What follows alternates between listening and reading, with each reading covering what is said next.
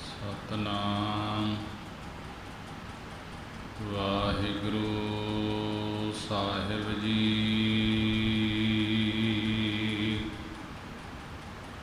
ਸਤਨਾਮ ਵਾਹਿਗੁਰੂ ਸਾਹਿਬ ਜੀ।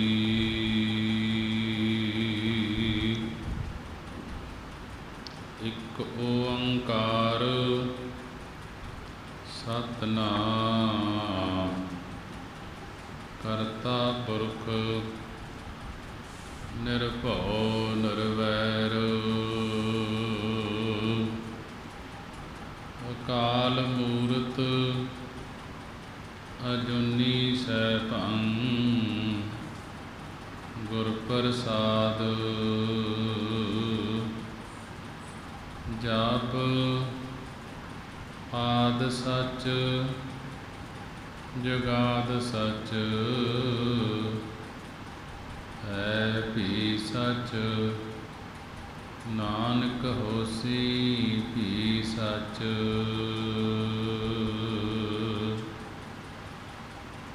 ਸੋ ਕਹੋ ਟਲ ਗੁਰ ਸੇਵੀਐ ਅਹਨਿਸ ਸਹਿਜ ਸੁਭਾਏ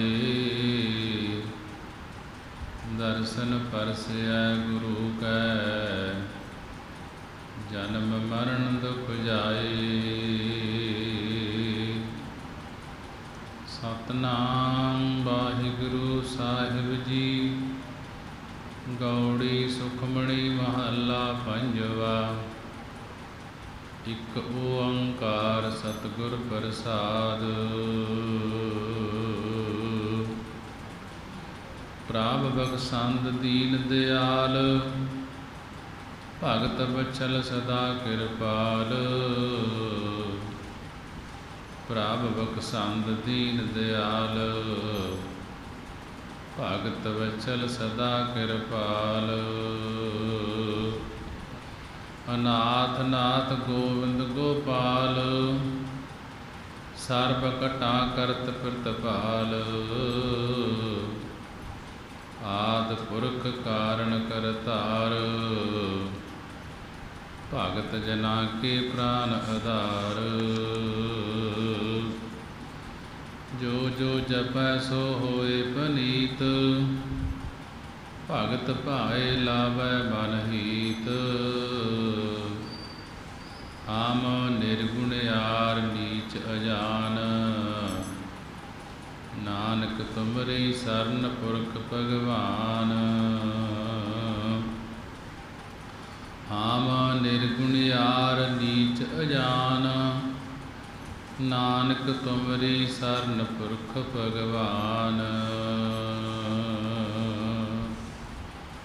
ਵਾਹਿਗੁਰੂ ਜੀ ਕਾ ਖਾਲਸਾ ਵਾਹਿਗੁਰੂ ਜੀ ਕੀ ਫਤਿਹ। ਜੁਗੋ ਜੁਗ ਅਟਲ ਚਾਬਰ ਤਖਤ ਦੇ ਮਾਲਕ ਲੋਕ ਪਰਲੋਕ ਦੇ ਰਾਖੇ ਜਾਹਰਾ ਜਹੂਰ ਹਾਜਰਾ ਹਜੂਰ ਸਰਬ ਕਲਾ ਭਰਪੂਰ ਜਾਗਦੀ ਜੋਤ ਧੰਨ ਧੰਨ ਸਾਹਿਬ ਸ੍ਰੀ ਗੁਰੂ ਗ੍ਰੰਥ ਸਾਹਿਬ ਮਹਾਰਾਜ ਜੀ। ਸਾਹਿਬ ਸ੍ਰੀ ਗੁਰੂ ਗ੍ਰੰਥ ਸਾਹਿਬ ਮਹਾਰਾਜ ਜੀ ਦੀ ਅਪਾਰ ਰਹਿਮਤ ਸਦਕਾ ਕਿਰਪਾ ਸਦਕਾ ਸੰਗਤਾਂ ਨੂੰ ਖੁੱਲ੍ਹੇ ਦਰਸ਼ਨ ਦੀਦਾਰੇ ਬਖਸ਼ੇ ਹਨ। ਆਓ ਅੰਮ੍ਰਿਤ ਵੇਲੇ ਦੀ ਸੰਭਾਲ ਕਰਦੇ ਹੋਏ ਗੁਰੂ ਦੀ ਬਾਣੀ ਦੀ ਵਿਚਾਰ ਸ਼ਰਵਣ ਕਰਦੇ ਹੋਏ ਗੁਰੂ ਦਰਬਾਰ ਦੇ ਅੰਦਰ ਹਾਜ਼ਰੀਆਂ ਭਰਦੇ ਹੋਏ ਮਨ ਬਿਰਤੀਆਂ ਨੂੰ ਇਕਾਗਰ ਕਰਦੇ ਹੋਏ ਗੁਰੂ ਨੂੰ ਸੀਸ ਝੁਕਾਉਂਦੇ ਹੋਏ ਸਾਰੀ ਸੰਗਤ ਗੱਜ ਕੇ ਫਤਿਹ ਬੁਲਾਉਣਾ ਕਰੀਏ ਜੀ। ਵਾਹਿਗੁਰੂ ਜੀ ਕਾ ਖਾਲਸਾ ਵਾਹਿਗੁਰੂ ਜੀ ਕੀ ਫਤਿਹ। ਸਾਹਿਬ ਸ੍ਰੀ ਗੁਰੂ ਗ੍ਰੰਥ ਸਾਹਿਬ ਮਹਾਰਾਜ ਜੀ ਦੀ ਪਵਿੱਤਰ ਬਾਣੀ ਗੌੜੀ ਰਾਗ ਦੇ ਅੰਦਰ ਸੁਖਮਣੀ ਸਾਹਿਬ ਸੁੱਖਾਂ ਦੀ ਮਣੀ ਮਹੱਲਾ ਪੰਜਵਾਂ ਪੰਜਵੇਂ ਪਾਤਸ਼ਾਹ ਗੁਰੂ ਅਰਜਨ ਦੇਵ ਮਹਾਰਾਜ ਜੀ ਦੇ ਵਕਾਰ ਬਿੰਦ ਤੋਂ ਉਚਾਰਨ ਕੀਤੀ ਹੋਈ। ਇੱਕ ਓੰਕਾਰ ਸਤਿਗੁਰ ਪ੍ਰਸਾਦ। ਓੰਕਾਰ ਅਕਾਲ ਪੁਰਖ ਇੱਕ ਹੈ, ਸਤਿਗੁਰਾਂ ਦੀ ਕਿਰਪਾ ਦੁਆਰਾ ਪ੍ਰਾਪਤੀ ਹੁੰਦੀ ਹੈ ਉਸ ਪਰਮੇਸ਼ਰ ਦੀ। ਗੁਰੂ ਅਰਜਨ ਦੇਵ ਮਹਾਰਾਜ ਜੀ ਬੜੇ ਹੀ ਵਿਸਥਾਰ ਦੇ ਨਾਲ ਸੁਖਮਣੀ ਸਾਹਿਬ ਦੇ ਅੰਦਰ ਗੁਰਬਾਣੀ ਦੁਆਰਾ ਸਮਝਾ ਰਹੇ ਹਨ। ਪ੍ਰਭ ਬਖਸ਼ੰਦ ਦੀਨ ਦਿਆਲ, हे प्रभु हे परमात्मा, तू बड़ा बख्शंद है, बख्शसा करन वाला है। दीन दयाल, दीन गरीबां उत्ते मेहरबान होने वाला है, दयालु होने वाला है। गुरु अर्जन देव महाराज जी समझा रहे हैं, प्रभ बख्शंद, हे प्रभु परमात्मा तू बड़ा बख्शंद है, बख्शसा करन वाला है। दीन दयाल, दीना दे उपर, गरीबां दे उपर दयालता करन वाला है, दयालु होने वाला है, मेहरबान होने वाला है।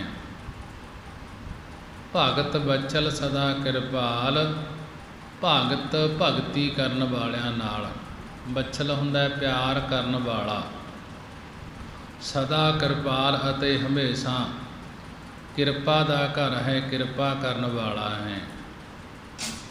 अनाथ नाथ गोविंद गोपाल, हे प्रभु तू अनाथ जतीमां दा मालक है, गोविंद वेदां बाणी करके जानने जोग है, अते पृथ्वी दे जीवां दी पालना करन वाला है, पालक है। सारियां घटां दे ताई पालना करदा है, हरेक दे हिरदे दे विच वस के हरेक दी पालना करदा है। आद पुरख कारण करतार, हे प्रभु तू संसार आद रूप पुरख पूर्ण सारियां दा कारण रूप है, सारे थां पुरिया होया है। भाव करता पुरख के तू सब कुछ करन कराउण वाला है। भगत जना के प्राण आधार, हे प्रभु तू अपने भगत जना दे प्राणा दा सवासां दा आसरा है।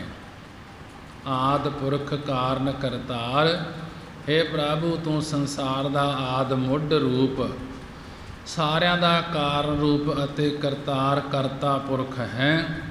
भगत जना के प्राण आधार, हे प्रभु तू अपने भगतां दे प्राणा दा आसरा रूप है। जो जो जपै सो होए पनीत, हे परमेश्वर ਜਿਹੜਾ ਜਿਹੜਾ ਤੇਰਾ ਨਾਮ ਜਪਣਾ ਕਰੇਗਾ ਸੋ ਹੋਏ ਪਨੀਤ, ਉਹ ਜੀਵ ਪਾਪਾਂ ਤੋਂ ਰਹਿਤ ਹੋ ਕੇ ਪਨੀਤ ਹੋ ਜਾਏਗਾ, ਪਵਿੱਤਰ ਹੋ ਜਾਏਗਾ। ਅਤੇ ਭਗਤ ਭਾਏ ਲਾਵੈ ਮਨ ਹੀਤ, ਅਤੇ ਜਿਹੜਾ ਪ੍ਰੇਮਾ ਭਗਤੀ ਵਿੱਚ ਮਨ ਦਾ ਹਿੱਤ ਲਾਉਂਦਾ ਹੈ, ਹਿੱਤ ਲਾਉਣਾ ਕਰੇਗਾ ਕਿ ਉਹ जीव पापां तो रहत हो के पवित्र हो जाएगा। कि प्रेमा भगती मन दे विच जिहड़ा करेगा, मन दे विच प्रेम लाउणा करेगा परमेश्वर दे नाल, ओह जीव पापां तो रहत हो के पवित्र हो जाएगा। हाम निर्गुणयार नीच अजान, हे अकाल पुरख वाहिगुरू असी निर्गुणयार शुभ गुणा तो रहत, नीच भैड़े कंमां नूं करन वाले अते तुहाडे विचारां वल्लों अजान अगियात हाँ। तुहाडे विचारां तो ज्ञात हाँ, साडे अंदर तुहाडे विचारां दी ज्ञात नहीं है। नानक तुमरी सरन पुरख भगवान, सतगुरु जी कथन करते हैं कि इउं बेनतियां करिए कि हे भगवान, हे परमेश्वर अकाल पुरख, असी तुहाडी सरन विच आए हाँ, ओट विच आए हाँ। असी निर्गुणयार शुभ गुणा तो रहत, नीच भैड़े कंमां नूं करन वाले हाँ। तुहाडे विचारां वल्लों अगियात हाँ, अणजान हाँ।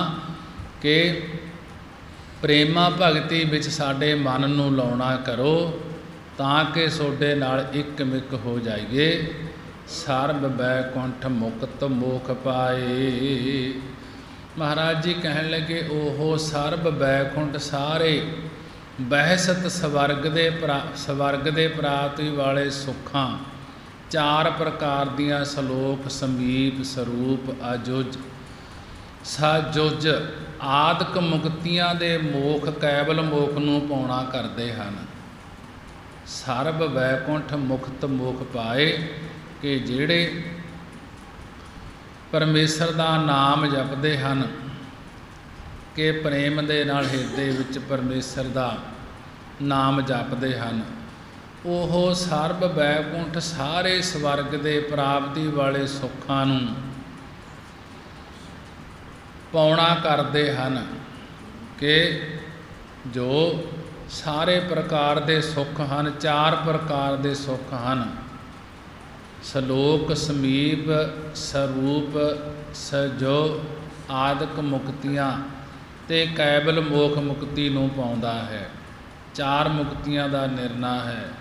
ਸਲੋਕ ਮੁਕਤੀ ਹੈ ਜੋ ਉਪਾਸ਼ਿਆ ਦੇ ਲੋਕ ਵਿੱਚ ਜਾਣਾ, ਭਾਵ ਆਪਣੇ ਇਸ਼ਟ ਦੇ ਲੋਕ ਇਸ ਵਿੱਚ ਨਿਵਾਸ ਕਰਨਾ। ਸਮੀਪ ਜਿਸ ਦੀ ਉਪਾਸਨਾ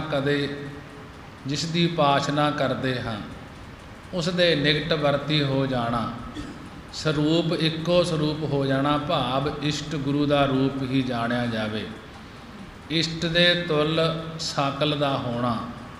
ਸਜੋ ਜਿਸ ਦੀ ਉਪਾਸਨਾ ਕਰਦੇ ਹਾਂ, ਉਸ ਨਾਲ ਮਿਲਾਪ ਹੋ ਜਾਣਾ। ਇੱਕੋ ਵੇਲੇ ਹਾਜ਼ਰ ਰੂਪ ਧਾਰ ਕੇ 1000 ਕੰਮ ਵੱਖੋ ਵੱਖਰੇ ਕਰ ਸਕਦਾ ਹੈ, ਪਰ ਉਤਪਤੀ, ਪਾਲਣਾ ਤੇ ਲੈਤਾ ਇਹ ਆਪਣੇ ਅਧੀਨ ਰੱਖੀ ਹੋਈ ਹੈ ਉਸ ਪਰਮੇਸ਼ਰ ਨੇ। ਇਹ ਨਾ ਕਰ ਸਕੇ। ਏਕ ਨਿਮਖ ਹਰ ਕੇ ਗੁਣ ਗਾਓ, ਕਿ ਇੱਕ ਨਿਮਖ ਇੱਕ ਛਿਨ ਮਾਤਰ ਹਰੀ ਵਾਹਿਗੁਰੂ ਦੇ ਗੁਣਾਂ ਨੂੰ ਗਾਉਣਾ ਕਰੋ। ਅਨਕ ਰਾਜ ਭੋਗ ਵਡਿਆਈ, ਉਸ ਨੂੰ ਅਨੇਕਾਂ ਮੁਲਕਾਂ ਦੇ ਰਾਜ, ਪਦਾਰਥ ਤੇ ਦੁਨੀਆ ਦੀ ਵਡਿਆਈ, ਸੋਭਾ ਪ੍ਰਾਪਤ ਹੁੰਦੀ ਹੈ। ਹਰ ਕੇ ਨਾਮ ਕੀ ਕਥਾ ਮਨ ਭਾਈ, ਕਿ ਹਰੀ ਵਾਹਿਗੁਰੂ ਦੇ ਨਾਮ ਦੀ ਕਥਾ ਕਥਨੀ ਜਿਸ ਦੇ ਮਨ ਨੂੰ ਭਾ ਜਾਂਦੀ ਹੈ, ਚੰਗੀ ਲੱਗਦੀ ਹੈ, ਕਿ ਉਸ ਨੂੰ ਅਨੇਕਾਂ ਮੁਲਕਾਂ ਦੇ ਰਾਜ, ਪਦਾਰਥਾਂ ਤੇ ਦੁਨੀਆ ਦੀ ਵਡਿਆਈ, ਸੋਭਾ ਪ੍ਰਾਪਤ ਹੋ ਜਾਂਦੀ ਹੈ। ਜਿਨ੍ਹਾਂ ਨੇ ਵਾਹਿਗੁਰੂ ਦੇ ਨਾਮ ਦੀ ਕਥਾ ਕਥਨੀ ਜਿਸ ਦੇ ਮਨ ਵਿੱਚ ਭਾ ਜਾਂਦੀ ਹੈ, ਚੰਗੀ ਲੱਗਦੀ ਹੈ, ਪਰਮੇਸ਼ਰ ਦੀ ਵਿਚਾਰ ਚੰਗੀ ਲੱਗਦੀ ਹੈ, ਪਰਮੇਸ਼ਰ ਦੀ ਵਡਿਆਈ ਚੰਗੀ ਲੱਗਦੀ ਹੈ, ਉਸ ਨੂੰ ਅਨੇਕਾਂ ਮੁਲਕਾਂ ਦੇ ਰਾਜ, ਪਦਾਰਥ ਤੇ ਦੁਨੀਆ ਦੀ ਵਡਿਆਈ, ਸੋਭਾ ਪ੍ਰਾਪਤ ਹੁੰਦੀ ਹੈ। ਬਹੁ ਭੋਜਨ ਕਾਪਰ ਸੰਗੀਤ, ਉਸ ਨੂੰ ਬਹੁਤੇ ਭੋਜਨਾਂ ਦਾ ਖਾਣਾ, ਕਾਪਰ ਵਸਤਰ ਪਹਿਨਣੇ ਅਤੇ ਸੰਗੀਤ, ਰਾਗ, ਵਿਦਿਆ ਪ੍ਰਾਪਤ ਹੋ ਜਾਂਦੀ ਹੈ। ਜਿਸ ਦੀ ਰਸਨਾ ਜਪਤੀ ਹਰ ਹਰ ਨੀਤ, ਜਿਸ ਦੀ ਰਸਨਾ, ਜਿਸ ਦੀ ਜਿਹਵਾ ਨਿਤਾ ਪ੍ਰਾਤੀ ਸਾਰਿਆਂ ਨੂੰ ਹਰੇ ਭਰੇ ਕਰਨ ਵਾਲੇ ਹਰੀ ਵਾਹਿਗੁਰੂ ਪਰਮੇਸ਼ਰ ਦੇ ਨਾਮ ਨੂੰ ਜਪਦੀ ਹੈ, ਉਸ ਨੂੰ ਬਹੁਤੇ ਭੋਜਨਾਂ ਦਾ ਖਾਣਾ, ਵਸਤਰ ਪਹਿਨਣੇ ਅਤੇ ਰਾਗ, ਵਿਦਿਆ ਪ੍ਰਾਪਤ ਹੋ ਜਾਂਦੀ ਹੈ। ਜਿਸ ਦੀ ਰਸਨਾ ਨਿਤਾ ਪ੍ਰਤੀ ਸਾਰਿਆਂ ਨੂੰ ਹਰੇ ਭਰੇ ਕਰਨ ਵਾਲੇ ਵਾਹਿਗੁਰੂ ਦੇ ਨਾਮ ਨੂੰ ਜਪਦੀ ਹੈ। ਭਲੀ ਸੋ ਕਰਨੀ ਸੋਭਾ ਤਨਵੰਤ, ਹਿਰਦੈ ਬਸੇ ਪੂਰਨ ਗੁਰਮੰਤ। ਮਹਾਰਾਜ ਜੀ ਕਥਨ ਕਰਦੇ ਹਨ ਕਿ ਉਸ ਦੀ ਚੰਗੀ ਸੁਕਰਨੀ, ਸ੍ਰੇਸ਼ਟ ਕਰਨੀ ਹੈ, ਉਸ ਦੀ ਲੋਕਾਂ ਵਿੱਚ ਸੋਭਾ ਵਡਿਆਈ ਹੈ, ਅਤੇ ਉਹ ਨਾਮ ਰੂਪ ਧਨਵੰਤਾ, ਧਨ ਵਾਲਾ ਹੋਇਆ ਹੈ। ਹਿਰਦੈ ਬਸੈ ਪੂਰਨ ਗੁਰਮੰਤ, ਜਿਸ ਦੇ ਹਿਰਦੇ ਵਿੱਚ ਪੂਰਨ ਸ੍ਰੀ ਗੁਰੂ ਨਾਨਕ ਦੇਵ ਮਹਾਰਾਜ ਜੀ ਦਾ ਵਾਹਿਗੁਰੂ ਗੁਰਮੰਤਰ ਵਸਿਆ ਹੈ, ਕਿ ਉਸ ਨੂੰ ਚੰਗੀ ਸ੍ਰੇਸ਼ਟ ਕਰਨੀ ਤੇ ਉਸ ਦੀ ਲੋਕਾਂ ਵਿੱਚ ਸੋਭਾ ਵਡਿਆਈ। ਉਹ ਨਾਮ ਰੂਪ ਧਨਵੰਤਾ ਧਨ ਵਾਲਾ ਹੋਇਆ ਹੈ ਕਿ ਜਿਸ ਦੇ ਹਿਰਦੇ ਵਿੱਚ ਪੂਰਨ ਸ੍ਰੀ ਗੁਰੂ ਨਾਨਕ ਦੇਵ ਜੀ ਦਾ ਵਾਹਿਗੁਰੂ ਗੁਰਮੰਤਰ ਵਸਿਆ ਹੈ। ਜਿਸ ਦੇ ਹਿਰਦੇ ਵਿੱਚ ਪੂਰਨ ਗੁਰਾਂ ਦਾ ਮੰਤਰ, ਗੁਰਾਂ ਦਾ ਉਪਦੇਸ਼ ਵਸਿਆ ਹੈ, ਉਹ ਚੰਗੀ ਸ੍ਰੇਸ਼ਟ ਕਰਨੀ ਵਾਲਾ ਤੇ ਲੋਕਾਂ ਵਿੱਚ ਵਡਿਆਈ ਸੋਭਾ ਵਾਲਾ ਕਿ ਉਹ ਨਾਮ ਰੂਪੀ ਧਨਵੰਤਾ ਧਨ ਵਾਲਾ ਹੋਇਆ ਹੈ। ਸਾਧ ਸੰਗ ਪ੍ਰਭ ਦੇਹੋ ਨਿਵਾਸ। ਗੁਰੂ ਅਰਜਨ ਦੇਵ ਮਹਾਰਾਜ ਜੀ ਕਹਿਣ ਲੱਗੇ, ਇਉਂ ਬੇਨਤੀਆਂ ਕਰੀਏ ਕਿ ਹੇ ਹਰੀ ਵਾਹਿਗੁਰੂ ਪਰਮੇਸ਼ਰ, ਸਾਨੂੰ ਆਪ ਜੀ ਦੀ ਬੰਦਗੀ ਕਰਨ ਵਾਲੇ ਸਾਧੂਆਂ ਦੀ ਸੰਗਤ ਵਿੱਚ ਦੇਹੋ ਨਿਵਾਸ ਵਾਸਾ ਦੇਣਾ ਕਰੋ। ਸਰਬ ਸੁਖ ਨਾਨਕ ਪ੍ਰਗਾਸ। ਸਤਿਗੁਰੂ ਜੀ ਕਥਨ ਕਰਦੇ ਹਨ ਕਿ ਫਿਰ ਸਾਰੇ ਸੁੱਖਾਂ ਦਾ ਪ੍ਰਕਾਸ਼ ਹੋ ਜਾਂਦਾ ਹੈ। ਗੁਰੂ ਅਰਜਨ ਦੇਵ ਮਹਾਰਾਜ ਜੀ ਸਮਝਾ ਰਹੇ ਹਨ ਕਿ ਇਉਂ ਬੇਨਤੀਆਂ ਕਰੀਏ, ਹੇ ਪ੍ਰਭੂ ਹਰੀ ਵਾਹਿਗੁਰੂ, ਸਾਨੂੰ ਆਪ ਜੀ ਦੀ ਬੰਦਗੀ ਕਰਨ ਵਾਲੇ ਸਾਧੂਆਂ ਦੀ ਸੰਗਤ ਵਿੱਚ ਵਾਸਾ ਦੇਣਾ ਕਰੋ। ਸਰਬ ਸੁਖ ਨਾਨਕ ਪ੍ਰਗਾਸ। ਸਤਿਗੁਰੂ ਜੀ ਕਥਨ ਕਰਦੇ ਹਨ ਕਿ ਫੇਰ ਸਰਬ ਸੁਖ, ਸਾਰੇ ਸੁੱਖਾਂ ਦਾ ਪ੍ਰਕਾਸ਼ ਹੋ ਜਾਂਦਾ ਹੈ। ਇਤਨਾ ਵੱਡਾ ਫਲ ਹੈ ਅੰਮ੍ਰਿਤ ਨਾਮ ਵਿੱਚ ਜੁੜਨ ਦਾ, ਜੋ ਫਲ ਪ੍ਰਾਪਤ ਹੋ ਜਾਂਦਾ ਹੈ। ਅਗਲੇ ਸ਼ਲੋਕ ਦੇ ਅੰਦਰ ਮਹਾਰਾਜ ਜੀ ਗੁਰੂ ਅਰਜਨ ਦੇਵ ਜੀ ਸਮਝਾ ਰਹੇ ਹਨ, ਸਰਗੁਣ ਨਿਰਗੁਣ ਨਿਰੰਕਾਰ ਸੁਨ ਸਮਾਧੀ ਆਪ, ਆਪਨ ਕੀਆ ਨਾਨਕਾ ਆਪੇ ਹੀ ਫਿਰ ਜਾਪ।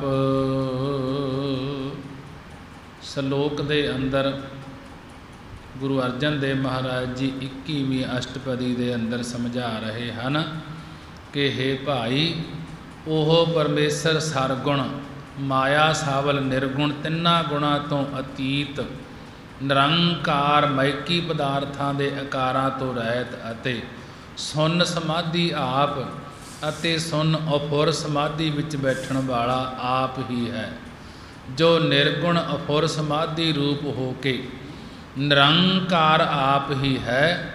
ਅਤੇ ਜਦੋਂ ਆਪ ਹੀ ਪਰਲੋਂ ਕਰ ਲਵੇ, ਉਦੋਂ ਸਮਾਧੀ ਲਾ ਕੇ ਵੀ ਆਪ ਹੀ ਬੈਠਣ ਵਾਲਾ ਹੈ। ਅਫੁਰ ਰੂਪ ਹੈ, ਕਿਸੇ ਹੋਰ ਪ੍ਰਕਾਰ ਦਾ ਫੁਰਨਾ ਨਹੀਂ ਉੱਠਦਾ ਉਸ ਪਰਮੇਸ਼ਰ ਨੂੰ। ਜਗਤ ਨੂੰ ਪੈਦਾ ਕਰਕੇ ਲੀਨ ਕਰਨ ਵਾਲਾ ਸਰਗੁਣ ਸਰੂਪ ਆਪ ਹੀ ਪਰਮੇਸ਼ਰ ਹੈ। ਮਾਇਆ ਸਬਲ ਕਰਕੇ ਸਰਗੁਣ ਤੇ ਤਿੰਨਾਂ ਗੁਣਾਂ ਤੋਂ ਅਤੀਤ ਹੋਣ ਕਰਕੇ ਨਿਰਗੁਣ ਕਹੀਂਦਾ ਹੈ। ਆਪਨ ਕੀਆ ਨਾਨਕਾ ਆਪੇ ਹੀ ਫਿਰ ਜਾਪ। ਕਿ ਸਤਿਗੁਰੂ ਜੀ ਕਥਨ ਕਰਦੇ ਹਨ ਕਿ ਹੇ ਭਾਈ, ਹਰੀ ਵਾਹਿਗੁਰੂ ਨੇ ਆਪ ਹੀ ਆਪਣੇ ਤੋਂ ਸੰਸਾਰ ਨੂੰ ਪੈਦਾ ਕੀਤਾ ਹੈ। ਆਪਨ ਕੀਆ ਨਾਨਕਾ।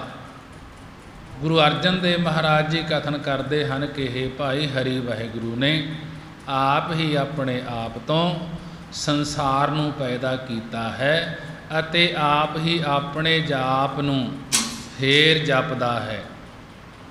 ਕਿ ਸੰਸਾਰ ਨੂੰ ਪੈਦਾ ਕਰਕੇ ਫਿਰ ਆਪਣੇ ਜਾਪ ਨੂੰ ਆਪ ਹੀ ਜਪਦਾ ਹੈ। ਆਪ ਹੀ ਇਸ ਪ੍ਰਪੰਚ ਨੂੰ ਲੈਤਾ ਕਰ ਲੈਂਦਾ ਹੈ ਅਤੇ ਸੰਸਾਰ ਦਾ ਮਿਥਿਆਪਣ ਸਿੱਧ ਕਰਨ ਲਈ ਪਰਲੋਂ ਦਿਖਾਉਂਦਾ ਹੈ। ਕਿ ਪਰਲੋਂ 5 ਪ੍ਰਕਾਰ ਦੀ ਹੁੰਦੀ ਹੈ। ਕਈ ਵਿਦਵਾਨਾਂ ਨੇ 4 ਪ੍ਰਕਾਰ ਦੀ ਮੰਨੀ ਹੈ, ਪਰ ਸੰਤ ਗਿਆਨੀ ਗੁਰਬਚਨ ਸਿੰਘ ਜੀ ਭਿੰਡਰਾਂ ਵਾਲਿਆਂ ਨੇ 28ਵੀਂ ਕਥਾ ਵਿੱਚ ਵਚਨ ਕੀਤੇ ਹਨ ਕਿ ਪਰਲੋਂ 5 ਪ੍ਰਕਾਰ ਦੀ ਹੁੰਦੀ ਹੈ। ਪਹਿਲਾ ਨੰਬਰ ਨਿਤ ਪਰਲੋਂ, ਦੂਸਰਾ ਨੰਬਰ ਨਿਮਿਤ ਪਰਲੋਂ, ਤੀਸਰਾ ਅਵਾਂਤਰ ਪਰਲੋਂ, ਚੌਥਾ ਮਹਾ ਪਰਲੋਂ, ਪੰਜਵਾਂ ਗਿਆਨ ਪਰਲੋਂ। 5 ਪ੍ਰਕਾਰ ਦੀ ਪਰਲੋਂ ਦੱਸੀ ਹੈ। ਜੋ ਨਿਤ ਪਰਲੋਂ ਹੈ, ਇਸ ਜੀਵ 'ਤੇ ਕਿਵੇਂ ਆਉਂਦੀ ਹੈ ਕਿ ਜਦੋਂ ਅਸੀਂ ਸੌਂ ਜਾਂਦੇ ਹਾਂ, ਉਸ ਵੇਲੇ ਸਾਨੂੰ ਕੋਈ ਵੀ ਸੁਰਤ ਨਹੀਂ ਹੁੰਦੀ, ਭਾਵੇਂ ਸਾਡੀ ਕੋਈ ਵਸਤੂ ਚੁੱਕ ਕੇ ਲੈ ਜਾਵੇ। ਉਸ ਨੂੰ ਨਿਤ ਪਰਲੋਂ ਭਾਵ ਨਿਤ ਦੀ ਪਰਲੋਂ ਕਹਿੰਦੇ ਹਨ। ਕਿ ਜੀਵ 'ਤੇ ਹਰ ਰੋਜ਼ ਰਾਤ ਨੂੰ ਜਿਹੜੀ ਸੌਣ ਵਾਲੀ ਸਥਿਤੀ ਹੈ ਇਸ ਨੂੰ ਨਿੱਤ ਦੀ ਪਰਲੋਂ ਕਹਿੰਦੇ ਹਨ ਕਿ ਇਸ ਤੇ ਨਿੱਤ ਪਰਲੋਂ ਆਉਂਦੀ ਹੈ। ਦੂਸਰਾ ਨੰਬਰ ਨਿਮਿਤ ਪਰਲੋਂ, ਜੋ ਉਮਰ ਇਸ ਜੀਵ ਨੂੰ ਕਰਤੇ ਨੇ ਦਿੱਤੀ ਹੈ, ਜਦ ਪਰਾਲਬਧ ਰੂਪੀ ਪਰਾਲਬਧ ਪੂਰੀ ਹੋ ਜਾਵੇ, ਉਮਰ ਪੂਰੀ ਹੋ ਜਾਵੇ, ਉਸ ਪਰਾਲਬਧ ਨੂੰ ਭੋਗ ਕੇ ਜੀਵ ਸਰੀਰ ਛੱਡਦਾ ਹੈ, ਭਾਵ ਮੌਤ ਆ ਜਾਂਦੀ ਹੈ। ਉਸ ਨੂੰ ਨਿਮਿਤ ਪਰਲੋਂ ਕਹਿੰਦੇ ਹਨ। ਕਿ ਅਵਾਂਤਰ ਪਰਲੋਂ, ਜਦੋਂ ਬ੍ਰਹਮਾ ਜੀ ਦਾ ਦਿਨ ਗੁਜ਼ਰ ਜਾਂਦਾ ਹੈ, ਬ੍ਰਹਮਾ ਰਾਤ ਨੂੰ ਸੌਂ ਜਾਂਦਾ ਹੈ, ਉਸ ਵੇਲੇ ਕਦੇ ਪਾਣੀ ਦੀ ਪਰਲੋਂ, ਕਦੇ ਅਗਨੀ ਦੀ ਪਰਲੋਂ ਆਦਿਕ ਇਹਨਾਂ ਤੱਤਾਂ ਦੀ ਪਰਲੋਂ ਹੁੰਦੀ ਹੈ। ਦਿਨ ਚੜ੍ਹੇ ਤੋਂ ਬ੍ਰਹਮਾ ਜਗਤ ਦੀ ਰਚਨਾ ਕਰਨ ਲੱਗ ਜਾਂਦਾ ਹੈ ਅਤੇ ਸੌਣ ਤੋਂ ਬਾਅਦ ਪਰਲੋਂ ਆ ਜਾਂਦੀ ਹੈ।